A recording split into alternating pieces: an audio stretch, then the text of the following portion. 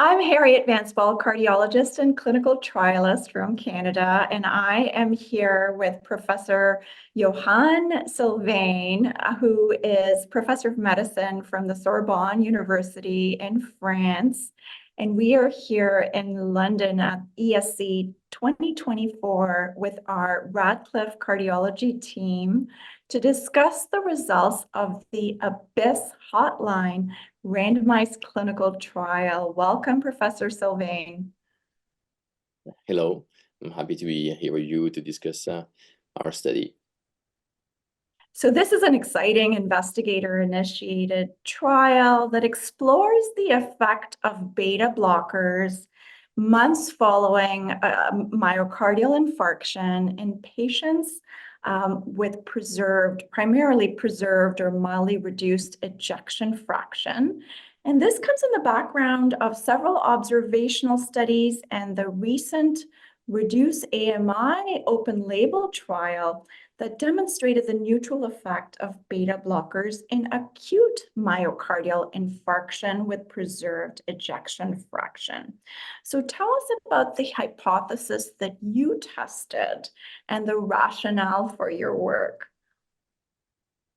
Well, I think it's an idea that is like a widespread that most likely beta blocker who have proven their efficacy in the area of heart failure and myocardial infarction with high rate of mortality, recurrent event is probably outdated. And the AβYSS hypothesis was an hypothesis that we could safely stop or withdraw or discontinued like a beta blocker in post-MI patients that are stabilized, revascularized, and have no other indication for beta blockers, and that we could take one medication from the list, improve their quality of life, because we know that beta blockers are known to be associated with side effects and lower quality of life, and that will not impact recurrent event in the modern era of reperfusion of MI patients. Why might beta blockers have different effects in those with reduced versus mildly reduced or preserved ejection fraction? Well, when I was a resident, I learned beta blockers were the main treatment with ACE inhibitors of heart failure patients, and the data are pretty solid for that. And the definition of heart failure, if you look at the guidelines, is still below 40% of ejection fraction.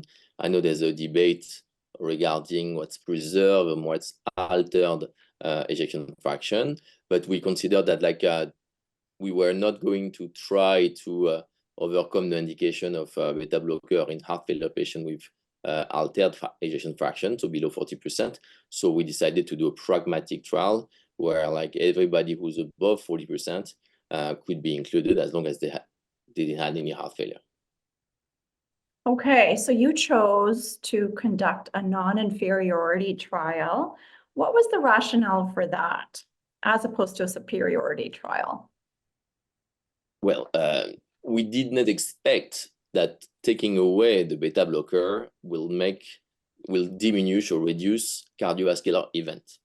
So the only design possible was a non-inferior trial, aiming at basically an equivalence of the two strategies, the strategy of beta blocker discontinuation, interruption, or continuation. And we wanted to, we put as a main secondary endpoint the quality of life. We used the European 5-dimension questionnaire, which is a validated questionnaire for quality of life.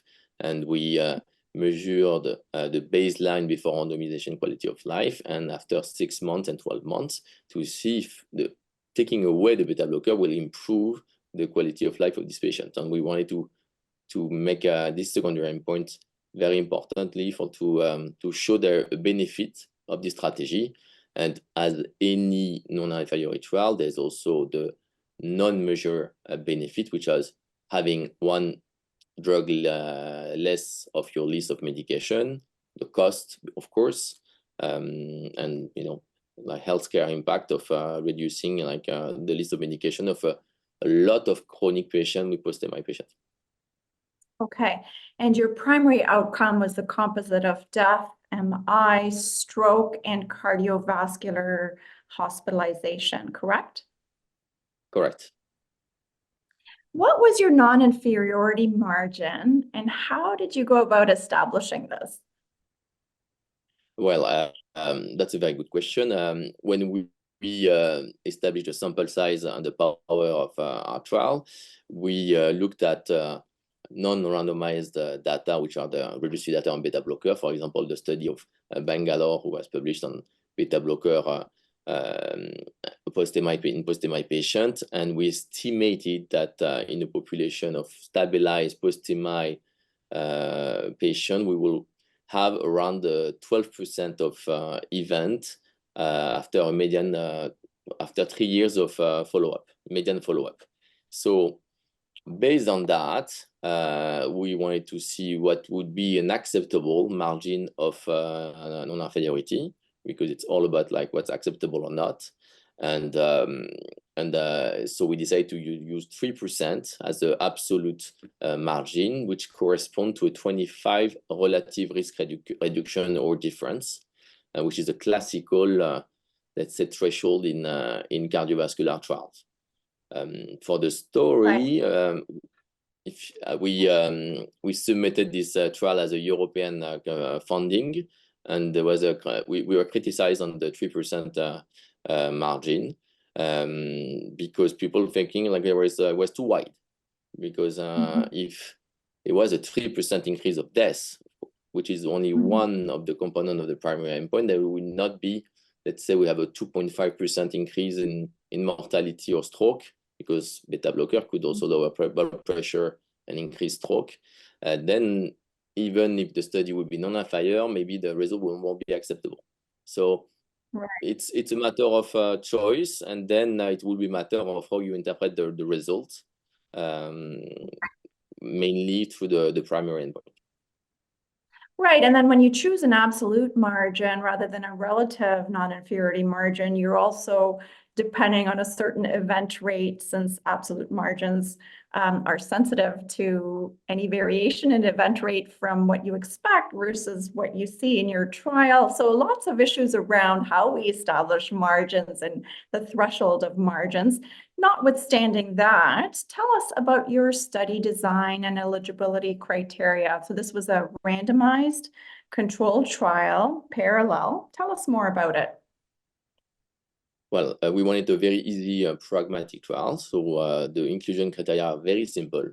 You had to be over 18-year-old and be on beta blocker for an MI that occurred at least 6 months ago. So and your ejection fraction should be above 40%. So that was the only inclusion criteria.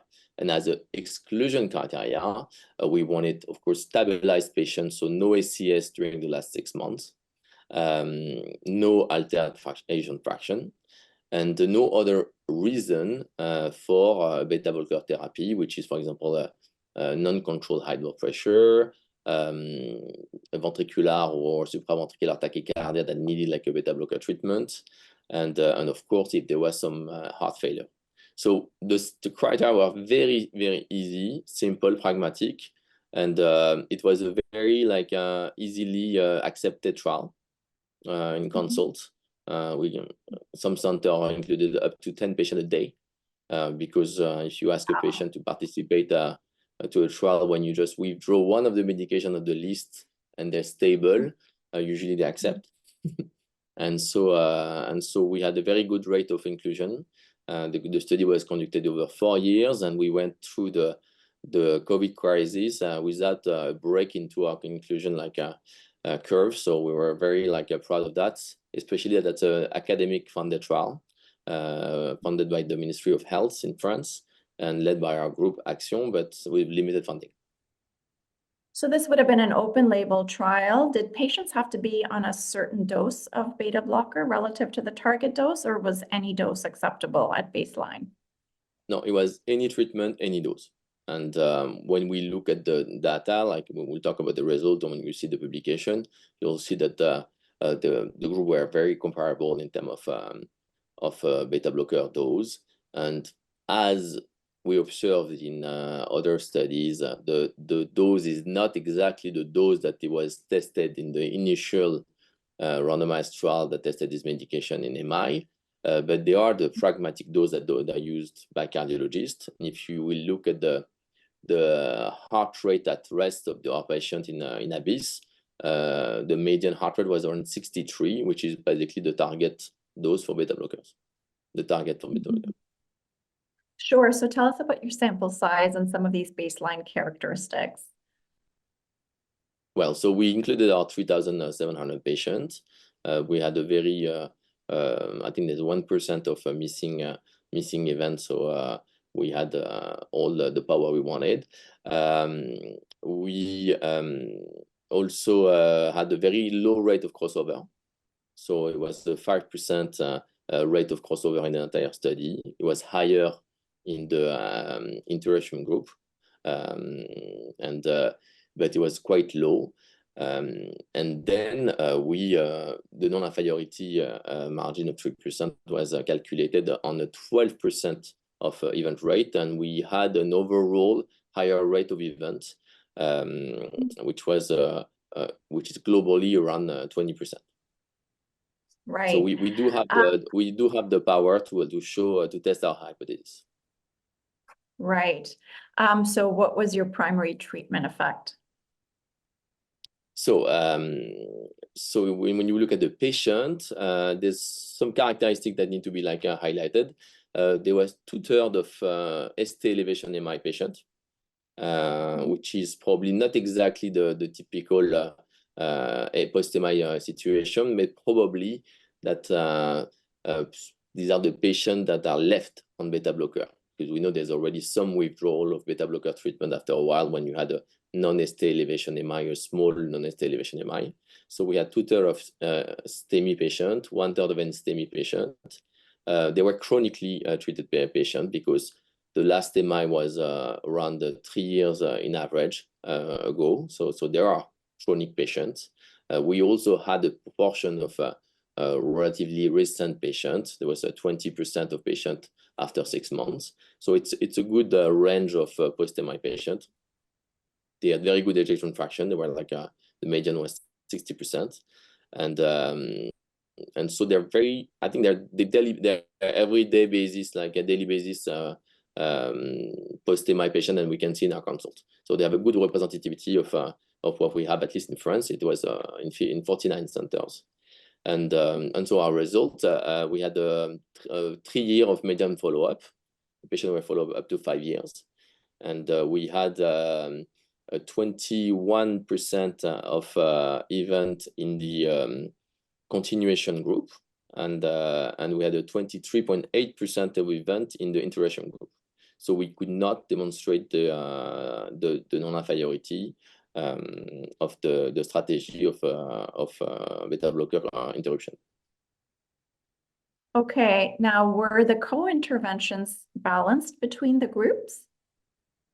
Other medical therapies? The other medical therapies were balanced, yes. The patient were basically well treated. They had the blood pressure, the LDL levels were well treated. They were all stable, and the treatments were very comparable. Okay. So your pre-specified margin of non-inferiority was not met. Exactly. And tell us about the risk difference versus what the margin was for the non-inferiority. So there's a 2.8% of absolute risk difference between the two groups, and the confidence interval did not allow us to have a non-inferiority. And if you look at the component of the primary endpoint, there was no safety signal on death, MI, or stroke, but there was an increase of rehospitalization for cardiovascular reason, and that what led to the study to be not non-inferior. Right. So the result was driven by cardiovascular hospitalization rather than death or MI or stroke. Now, tell us briefly about any secondary endpoints and consistency between these secondary endpoints and your primary endpoints, if you don't mind. Yes. Well, we had the main secondary endpoint of quality of life, and that's a surprise because we showed that there was no benefit in terms of quality of life to withdraw the medication, the beta blockers. So there was no difference. Another a classical endpoint of secondary outcome were MACE and MACE plus heart failure for hospitalization for heart failure. And there was no significant differences. When you look at the Kaplan-Meier curve, they're quite diverging, and like you wonder what happened if we had a study like that was continued like several years after. And more importantly, we had a measurement of blood pressure and heart rate at each consult, and you can see that when you withdraw beta blockers, you have an increase in systolic blood pressure, diastolic blood pressure. You earn 10 points of resting BPM. You go back to your normal like heart rate, and these effects are sustained despite a small increase of treatment and adjustment by the doctors. And they might be the reason why there were more cardiovascular hospitalization. And in terms of heterogeneity, when we look at all the pre-specified subgroup, there were no differences, no trend in some subgroup that had a result that was different from the main result. So it was very consistent. But we identified that the patient with hypertension at baseline, which are 43% of the population, had an increase of the primary endpoint, which is a safety signal, at least for these patients with hypertension. Sure, and you mentioned there was less than 5% crossover. So was your on-treatment analysis consistent with your intention to treat analysis? Yes, the per protocol analysis is consistent with the intention to treat analysis. Sure, and how were your events adjudicated? Were these clinician-driven endpoints?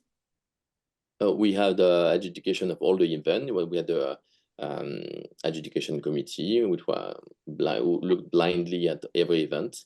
And the process is quite classical with the probe design, when you have two different adjudicators who look at one event, each of the event of the primary endpoint. And in terms of if there is a discrepancy, then you have a third adjudicator who will examine the case, and everything is blindly, of course. Right, so the eligibility criteria pragmatic, the adjudication wasn't, and your overall study findings demonstrated that the interruption of beta blockers was not non-inferior to continuation of beta blockers several months following MI in patients with mildly reduced or preserved ejection fraction, and that there was no real benefit in terms of quality of life as measured by the EQ-5D-5L generic tool. And there was, in fact, an increase in blood pressure and resting heart rate when beta blockers were interrupted. So surprising findings, I have to say. How would you say that these findings were consistent, or how do they deviate from the REDUCE MI trial, which of course was in the acute setting? But how would you say these results fit in with the past body of evidence in this area? Well, so the REDUCE MI initially was a superiority trial, and they wanted to test the superiority of the beta blocker strategy.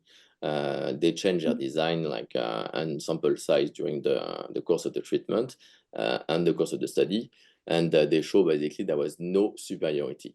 The SWEDART registry is an amazing registry for randomized trial within the national registry in Sweden, but it's an administrative registry. So they had death on MI as an event. They cannot measure soft endpoint like the cardiovascular rehospitalization, and neither like the increase of blood pressure and heart rate, which we believe are very important for patients on a day-to-day basis.